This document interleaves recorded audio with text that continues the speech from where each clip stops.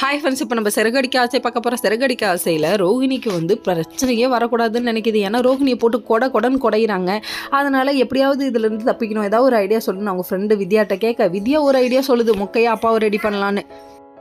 நீ சொல்கிறதெல்லாம் கேட்க முடியாப்பா, இதுக்கு பெருசாக ஒரு முற்றுப்புள்ளி வச்சே ஆகணும், இனிமேட்டுக்கு அவங்க அப்பானே பேசக்கூடாது அப்படின்னு சொல்லிட்டு ஒரு பிளான் பண்ணுறாங்க. என்னன்னு பார்க்குறீங்களா? அதாவது பழைய ஆள் இருக்காங்களே அவங்க மாமா, அவரை வர வச்சு எப்படியாவது வந்து பேச வைக்கலாம். அப்பாவுக்கு லாஸ் ஆயிடுச்சு, அப்பா ஜெயிலுக்கு போயிட்டாருன்னு ஒரு பொய்யை சொல்ல வைப்பான்னு சொல்லிட்டாங்க. அவரையும் பிளான் பண்ணி அதுக்கேற்ற மாதிரியே வீட்டுக்கு வர சொல்லிட்டாங்க.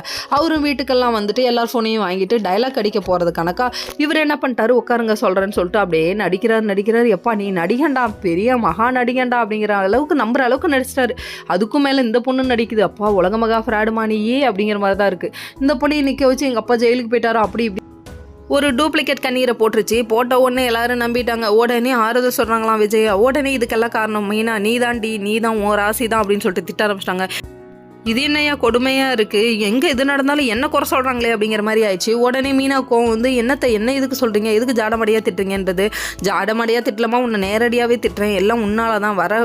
வர குபேரரும் வரவிடாமல் பண்ணிக்கிட்டேன். குபேரரா அப்போ அவங்க அப்பா பேர் அப்படின்னு சொல்லிட்டு கலாய்க்கிறாரு முத்து பயங்கரமாக. இந்த கலாய்ச்சலுக்கு ஒன்றும் குறை இல்லை, என்ன கலாய்ச்சாலும் இந்த அம்மா திருந்த போகிறதே இல்லை.